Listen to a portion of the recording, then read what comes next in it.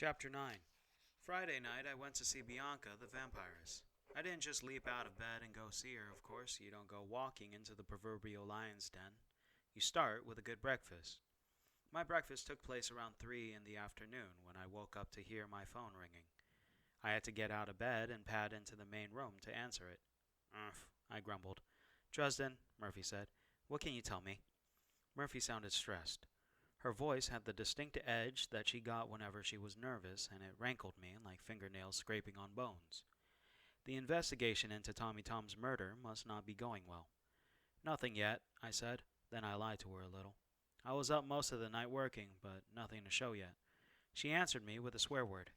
That's not good enough, Harry. I need answers, and I need them yesterday. I'll get to it as quick as I can. Get to it faster, she snarled. She was angry. Not that this was unusual for Murphy, but it told me that something else was going on. Some people panic when things get rough, harried. Some people fall apart. Murphy got pissed. Commissioner riding your back again? City Police Commissioner Howard Fairweather used Murphy and her team as scapegoats for all sorts of unsolvable crimes that he had dumped in her lap. Fairweather was always lurking around trying for an opportunity to make Murphy look bad, as though by doing so he could avoid being crucified himself. Like a winged monkey from the Wizard of Oz. Kinda makes you wonder who's leaning on him to get things done. Her voice was sour as ripe lemons. I heard her drop an Alka-Seltzer into a glass of liquid. I'm serious, Harry. You get me those answers I need, and you get them to me fast. I need to know if this was sorcery, and if so, how was it done, and who could have done it. Names, places, I need to know everything. It isn't that simple, Then make it simple. How long before you can tell me? I need an estimate for the Commissioner's Investigation Committee in 15 minutes, or I might as well turn in my badge today. I grimaced. If I was able to get something out of Bianca, I might be able to help Murph on the investigation. But it could prove fruitless. I was going to have to spend the entire evening doing nothing productive, and Murphy needed her answers now. Maybe I should have made a stay-awake potion. Does the committee work weekends? Murphy snorted. Are you kidding? We'll have something by Monday, then. You can have it figured out by then, she asked. I don't know how much good it will do you, even if I can puzzle this out. I hope you've got more to go on than this. I heard her sigh into the phone and drink the fizzy drink. Don't let me down, Harry. Time to change the subject before she pinned me down and smelled me lying. I had no intention of doing the forbidden research if I could find a way out of doing it. No luck with Bianca? Another swear word. That bitch won't talk to us. Just smiles and nods and blows smokes, makes small talk and crosses her legs. You should have seen Carmichael, drooling. Well, tough to blame him, maybe. I hear she's cute. Listen, Murph, what if I just... No, Harry, absolutely not. You will not go over to the Velvet Room, you will not talk to that woman, and you will not get involved in this. Lieutenant Murphy, I drawled. A little jealous, are we? Don't flatter yourself. You're a civilian, Dresden, even if you do have your investigator's license. If you get your ass laid out in the hospital or the morgue, it'll be me that suffers for it. Murph, I'm touched. I'll touch your head to a brick wall a few times if you cross me on this, Harry. Her voice was sharp, vehement. Hey, wind down, Murph. If you don't want me to go, no problem. Whoops, a lie. She'd be all over that like a troll on a billy goat. You're a lousy liar, Harry. God damn it, I ought to take you down a lockup just to keep you from... What? I said loudly into the receiver. Murph, you're breaking up. I can't hear you. Damn phone again. Call me back. Then I hung up on her. Mr. padded over to me and batted at my leg. He watched me with serious green eyes as I leaned down and unplugged the phone as it started to ring again. Okay, mister. You hungry? I got us breakfast. Leftover steak sandwich for him, SpaghettiOs heated up on the wood stove for me. I rationed out my last can of Coke, which Mr. craves at least as badly as I do, and by the time I was done eating and drinking and petting, I was awake and thinking again and getting ready for sundown. Daylight savings time hadn't cut in yet, and dark would fall around 6. I had about 2 hours to get set to go. You might think you know a thing or two about vampires. Maybe some of the stuff you've heard is accurate. Likely it's not. Either way, I wasn't looking forward to the prospect of going into Bianca's lair to demand information from her. I was going to assume that things were going to get ugly before all was said and done, just to make sure I didn't get caught with my staff down. Wizardry is all about thinking ahead, about being prepared. Wizards aren't really superhuman. We just have a leg up on seeing things more clearly than other people and being able to use the extra information we have for our own benefit. Hell, the word wizard comes from the same root as wise. We know things. We aren't any stronger or faster than anyone else. We don't even have all that much going in the mental department. But we're god awful sneaky, and if we get the chance to get set for something, we can do some impressive things. As a wizard, if you're ready to address a problem, then it's likely that you'll be able to come up with something that will let you deal with it. So, I got together all the things I thought I might need. I made sure my cane was polished and ready. I put my silver knife in a sheath that hung just under my left arm. I put the escape potion in its plastic squeeze bottle into my duster's pocket. I put on my favorite talisman, a silver pentacle on a silver chain. It had been my mother's. My father had passed it down to me, and I put a small folded piece of white cloth into my pocket. I had several enchanted items around, or half-enchanted items anyway. Carrying out a full enchantment is expensive and time-consuming, and I just couldn't afford to do it very much. We blue-collar wizards just have to sling a few spells out where we can and hope they don't go stale at the wrong time. I would have been a lot more comfortable if I had been carrying my blasting rod or my staff, but that would be like showing up at Bianca's door in a tank, walking in carrying a machine gun and a flamethrower while announcing my intention to fight. I had to maintain a fine balance between going in ready for trouble and going in asking for trouble. Not that I was afraid, mind you. I didn't think Bianca would be willing to cause problems for a mortal wizard. Bianca wouldn't want to piss off the White Council by messing with me. On the other hand, I wasn't exactly the White Council's favorite guy. They might even look the other way if Bianca decided to take me quietly out of the picture. Careful, Harry, I warned myself. Don't get entirely too paranoid. If you get like that, you'll be building your little apartment into a basement of solitude. What do you think? I asked Mr. once I was decked out in what paraphernalia I was willing to carry. Mr. went to the door and batted at it insistently. Everyone's a critic. Fine, fine, I sighed. I let him out, then I went out, got into my car, and drove down to the Velvet Room in its expensive lakeside location. Bianca runs her business out of a huge old mansion from the early days of the Roaring Twenties. Rumor has it that the infamous Al Capone had it built for one of his mistresses. There was a gate with an iron fence and a security guard. I pulled the Beetle up into the little swath of the driveway that began at the street and ended at the fence. There was a hiccuping rattle from back in the engine as I brought the machine to a halt. I rolled down the window and stuck my head out, peering back. Something went woomph, and then black smoke poured out from the bottom of the car and scuttled down the slope of the drive and into the street. I winced. The engine gave an almost apologetic rattle and shuddered to its death. Great! Now I had no ride home. I got out of the Beetle and stood mourning it for a moment. The security guard on the other side of the gate was a blocky man, not overly tall but overly muscled and hiding it under an expensive suit. He studied me with attack dog eyes and then said through the gate, Do you have an appointment? No, I told him, but I think Bianca will want to see me. He looked unimpressed. I'm sorry, he said. Bianca is out for the evening. Things are never simple anymore. I shrugged at him, folded my arms, and leaned on the hood of the Beetle. Suit yourself. I'll just stay until a tow truck comes by, then until I can get this thing out of the drive for you. He stared at me, his eyes narrowed down to tiny slits with the effort of thinking. Eventually, the thoughts got to his brain, got processed, and were sent back with a message to pass the buck. I'll call your name in, he said. Good man, I approved. You won't be sorry. Name, he growled. Harry Dresden.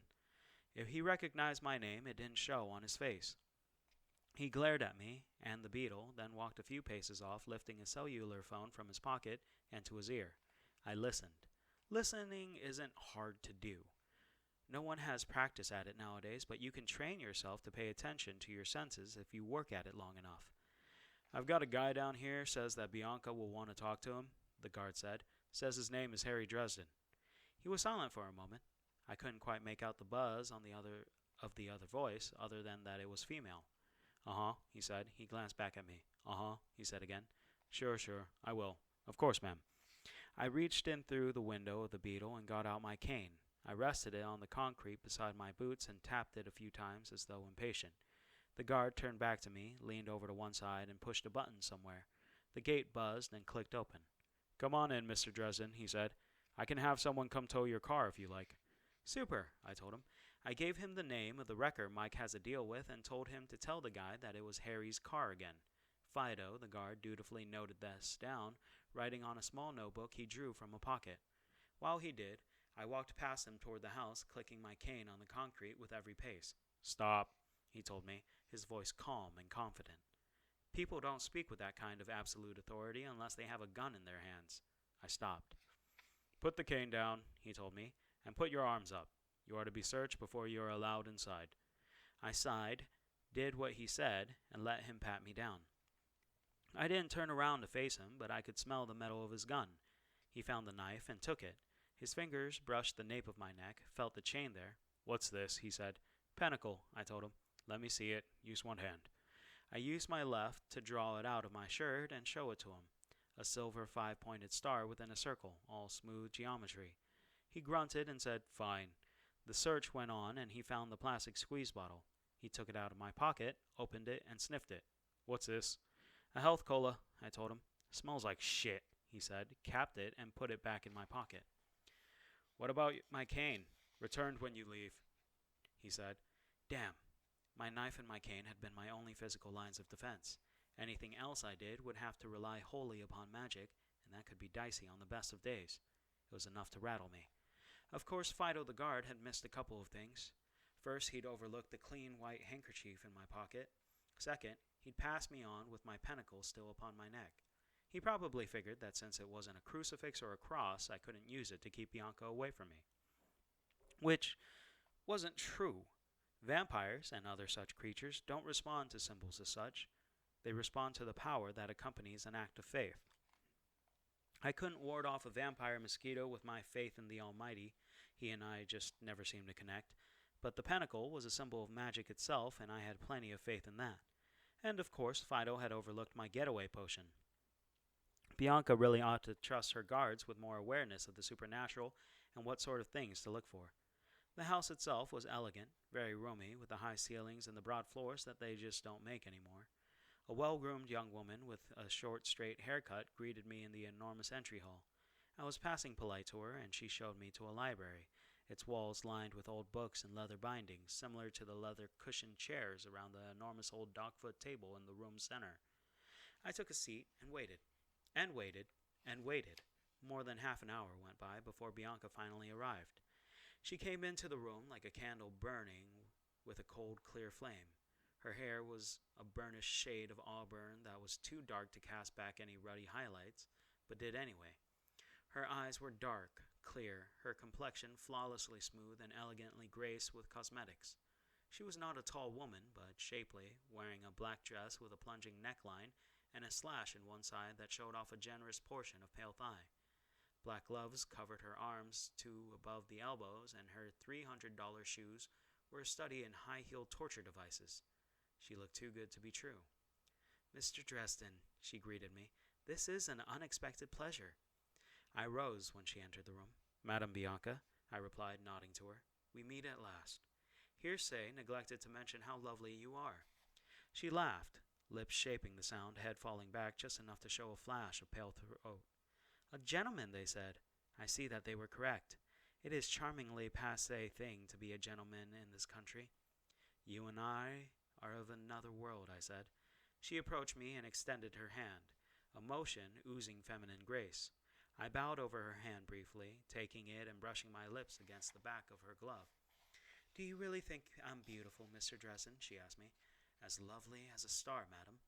"Polite and a pretty one, too," she murmured. Her eyes flickered over me from head to toe, but even she avoided meeting gazes with me, whether from a desire to avoid inadvertently directing her power at me, or being on the receiving end of mine. I couldn't tell. She continued into the room, and stopped beside one of the comfortable chairs. As a matter of course, I stepped around the table, and drew out the chair for her, seating her. She crossed her legs in that dress, in those shoes, and made it look good. I blinked for just a moment, then returned to my own seat. "So, Mr. Dresden, what brings you to my humble house? Care for an evening of entertainment? I quite assure you that you will never have another experience like it." She placed her hands in her lap, smiling at me. I smiled at her, and put one hand into my pocket onto the white handkerchief. "No, thank you. I came to talk." Her lips parted in a silent "ah." "I see. About what, if I may ask?" "About Jennifer Stanton and her murder." I had all of a second's warning. Bianca's eyes narrowed, then widened like those of a cat about to spring. Then she was coming at me over the table faster than a breath, her arms extended toward my throat. I toppled over backwards in my chair. Even though I started to move first, it almost wasn't enough to get away from her reaching nails in time. One grazed my throat with a hot sensation of pain, and she kept coming, following me down to the floor, those rich lips drawn back from sharp fangs. I jerked my hand out of my pocket and flapped open my white hanky at her, releasing the image of sunlight I'd been storing for use in potions. It lit up the room for a moment, brilliant. The light smashed into Bianca, hurled her back across the old table and into one of the shelves, and tore pieces of flesh away from her, like bits of rotten meat being peeled off a carcass by a sandblaster. She screamed, and the flesh around her mouth sloughed off and peeled away like a snake's scales. I had never seen a real vampire before. I would have time to be terrified later. I took in the details as I tugged my talisman off over my neck. It had a bat-like face, horrid and ugly, the head too big for its body, gaping hungry jaws. Its shoulders were hunched and powerful, membranous wings stretched beneath the joints and almost skeletal arms. Flabby black breasts hung before it, spilling out of the black dress that no longer looked feminine. Its eyes were wide, black, and staring, and a kind of leathery, slimy hide covered its flesh like an inner tube lathered with Vaseline, though there were tiny holes corroded in it by the sunlight I had brought with me. It recovered quickly, crouching and spreading long arms that ended in claw-tipped fingers to either side with a hiss of rage. I drew my pentacle into my fist, raised it like every vampire slayer you ever saw does it, and said, "Jesus Christ, lady, I just came here to talk." The vampire hissed and started toward me with a gangling, weirdly graceful step. Its clawed feet were still wearing the $300 black pumps. "Back," I said, taking a step toward it myself. The pentacle began to burn with a cold, clear light of applied will and belief. My faith, if you will, that it could turn such a monster aside. It hissed and turned its face aside, lifting its membranous arms to shield its eyes from the light. It took one step back and then another until its hunched back was pressed against a wall of books. Now what do? I wasn't going to try and put a stake through her heart, but if I lowered my will, she might come at me again. And I didn't think I had anything, even the quickest evocations, that I could get out of my mouth before she tore it off my head. And even if I got past her, she probably had mortal lackeys, like the security guard at the gate, who would be happy to kill me if they saw me trashing their mistress. "You killed her," the vampire snarled, and its voice was exactly the same, sultry and feminine, even though twisted by rage and coming from that horrid mouth. It was unsettling. "You killed Jennifer. She was mine, mageling." "Look," I told her, "I didn't come here for any of this, and the police know I'm here. Save yourself a lot of trouble. Sit down, talk with me, and then we'll both go away happy. Christ, Bianca, do you think that if I killed Jennifer and Tommy Tom, I'd just be waltzing in here like this? You expect me to believe that you didn't? You will never leave this house alive." I was feeling angry myself, and frightened. Christ, even the vampire thought I was the bad guy. "What will it take to convince you that I didn't do it?" Black, bottomless eyes stared at me through the burning fire of my faith. I could feel some sort of power there, trying to get at me, and held off by the force of my will, just as the creature itself was. The vampire snarled. "Lower the amulet, wizard." "If I do, are you going to come at my throat again?" "If you do not, I most certainly will." Shaky logic, that. I tried to work through the situation from her point of view. She had been scared when I showed up. She had me searched and divested of weapons as best she could. If she thought that I was Jennifer Stanton's murderer, would the mere mention of the name have brought that sudden violence out of her? I began to get the sinking feeling that you get when you realize that not everything is as it appears. If I put this down, I told her, "I want your word that you'll sit down and talk to me. I swear to you, by fire and wind, that I had nothing to do with her death." The vampire hissed at me, shielding its eyes from the light with one taloned hand. "Why should I believe you?" "Why should I believe you?" I countered. Yellowed fangs showed in its mouth. "If you do not trust my word, wizard, then how can I trust yours?" "Then you give it?" The vampire stiffened, and though its voice was still harsh with rage and pain, still sexy as a silk shirt without any buttons, I thought I heard the ring of truth in its words. "You have my promise. Lower your talisman and we will talk." Time for another calculated risk. I tossed the pentacle onto the table. The cold light drained away, leaving the room lit by mere electricity once again. The vampire slowly lowered its arms, blinking its two big eyes at me and then at the pinnacle upon the table. A long pink tongue flickered out nervously over its jaws and lower face, then slipped back into its mouth. It was surprised, I realized. Surprised that I had done it. My heart was racing, but I forced my fear back down out of my forebrain and into the background. Vampires are like demons, like wolves, like sharks. You don't let them think that you're potential food and then get their respect at the same time. The vampire's true appearance was grotesque, but it wasn't as bad as some of the things I had seen in my day. Some demons were a lot worse, and some of the elder things could rip your mind apart just by letting you look at them. I regarded the creature with a level gaze. "How about it?" I said. "Let's talk. The longer we sit around staring at one another, the longer Jennifer's killer stays free." The vampire stared at me for a moment more. Then it shuddered, drawing its wing membranes about itself. Black slime turned into patches of pale, perfect flesh that spread over the vampire's dark skin like a growth of fungus. The flabby black breasts swelled into softly rounded, rosy-tipped perfection once more. Bianca stood before me a moment later, settling her dress back into modesty again, her arms crossed over her as though she was cold, her back stiff and her eyes angry. She was no less beautiful than she had been a few moments before, not a line or a curve any different, but for me the glamour had been ruined. She still had the same eyes, dark and fathomless and alien. I would always remember what she truly looked like beneath her flesh mask. I stooped and picked up my chair, righting it. Then I went around the table, turned my back on her, and stood hers up as well. Then I held it out for her, just as I had when I entered the room. She stared at me for a long minute. Some expression flickered across her face. She was disconcerted by my apparent lack of concern about the way she looked, and it told. Then she lifted her chin, proud, and settled gracefully into the chair again, regal as any queen, every line stiff with anger. The old-world rules of courtesy and hospitality were holding, but for how long? I returned to my seat and leaned over to pick up my white handkerchief, toying with it. Bianca's angry eyes flickered down to it, and once again she repeated the nervous gesture of licking her teeth and lips, though this time her tongue looked human.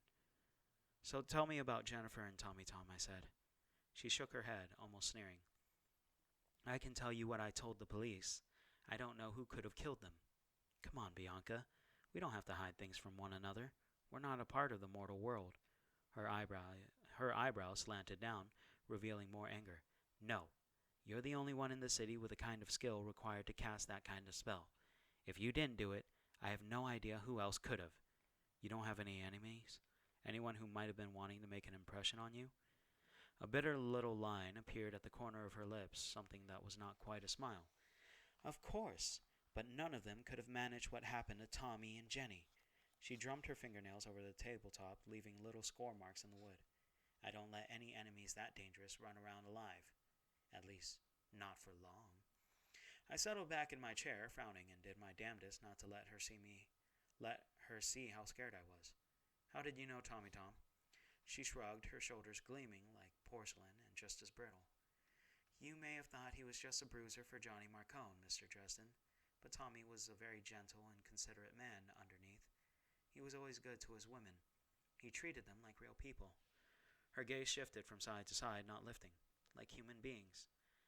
I wouldn't take on a client if I thought he wouldn't be a gentleman, but Tommy was better than most. I met him years ago, elsewhere. I always made sure he had someone to take care of him when he wanted an evening of company."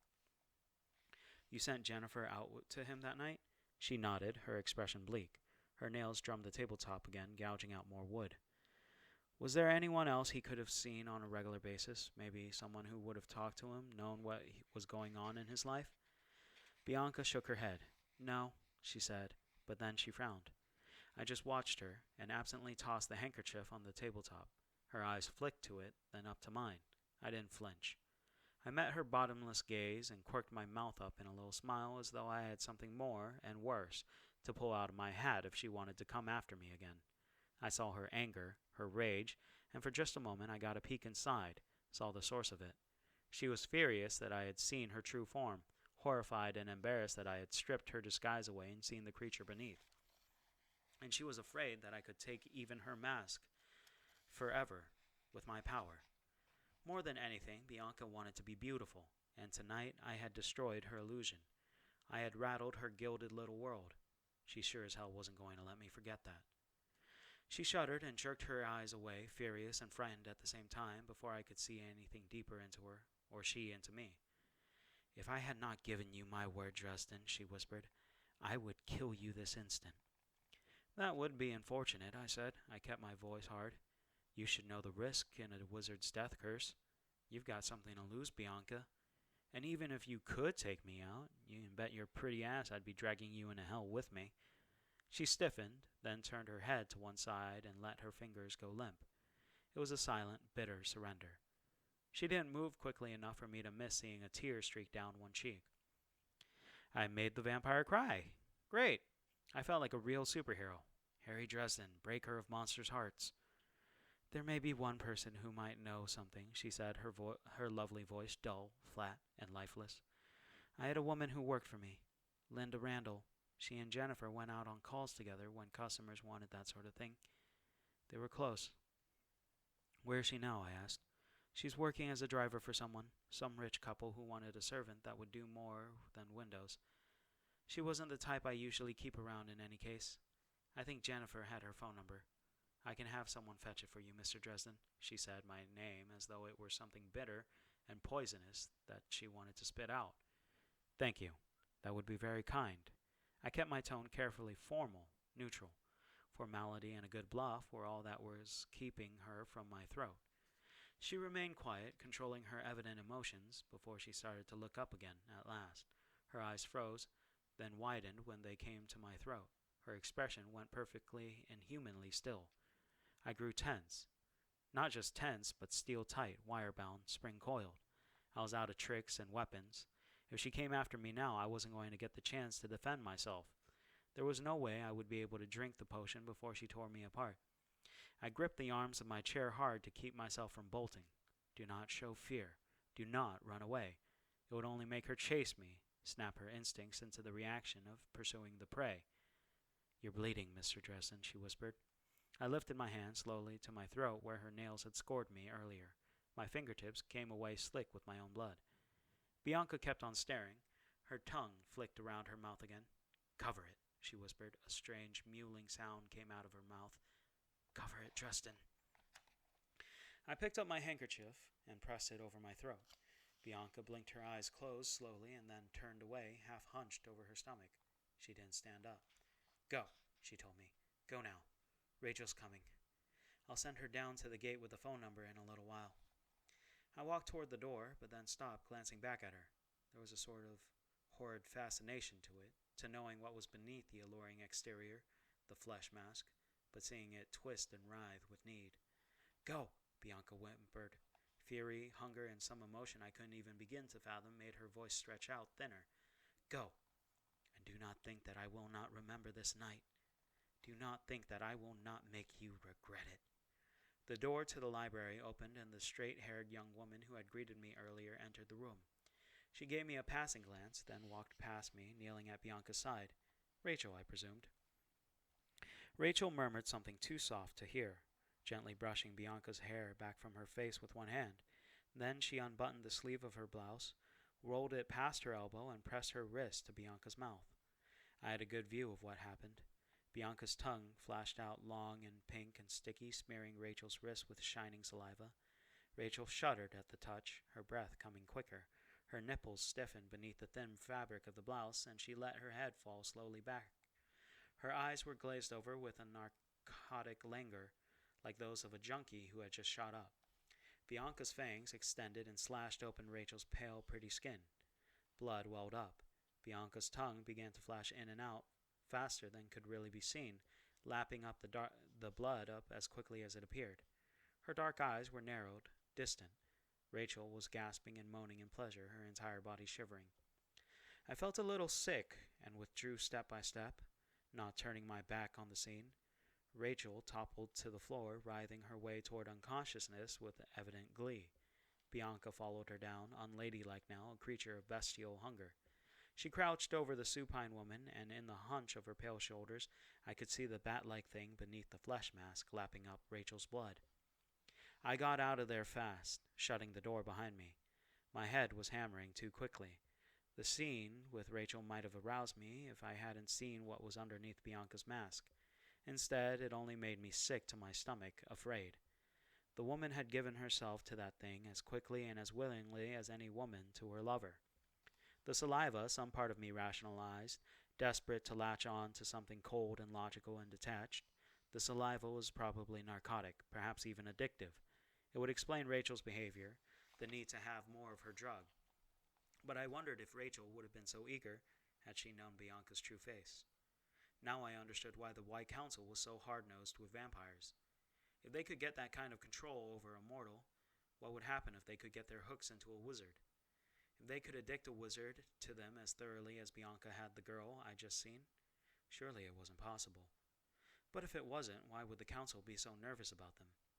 "Do not think I will not make you regret it," she had said. I felt cold as I hurried down the dark driveway toward the gate. Fido, the security guard, was waiting for me at the front gate and passed me back my knife and my cane without a word.